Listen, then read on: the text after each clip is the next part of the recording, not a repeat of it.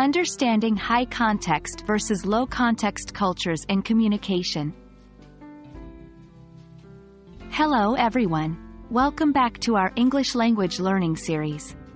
Today, we are diving into a fascinating topic, understanding cultural differences, specifically in terms of high context versus low context cultures.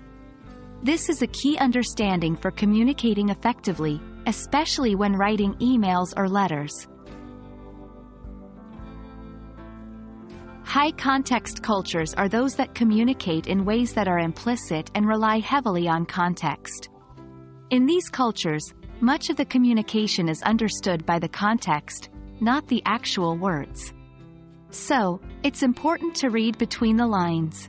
Examples of high context cultures include many Asian, African, and Middle Eastern countries. In high context cultures, people often rely on shared experiences and cultural understanding to communicate. Use indirect language and metaphors. Value long-term relationships and reputation. In contrast, low context cultures are those where communication is explicit and clear. They do not rely heavily on context to interpret the meaning. Here, words are extremely important and are taken at face value. Examples of low-context cultures include many Western countries like the United States, Canada, and many European nations. In low-context cultures, people often value direct communication and explicit instructions, use straightforward and clear language, value facts and logic, and they usually separate personal relationships from discussions.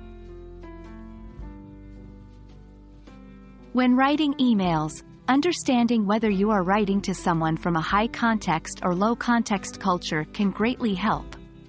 For high-context cultures, you might use polite and indirect language. Focus on building rapport and relationship. Show respect by acknowledging seniority or status. For low-context cultures, you might be clear, concise, and direct. Get to the point quickly without unnecessary context. Show respect by being factual and logical. Understanding cultural differences in communication can greatly help to avoid misunderstandings and improve your effectiveness. Remember, high-context cultures rely heavily on context and indirect language, while low-context cultures value direct, clear communication. This is a general guide and there can be individual differences even within a single culture.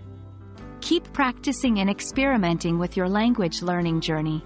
We hope this video has been helpful, and we can't wait to see you in the next one.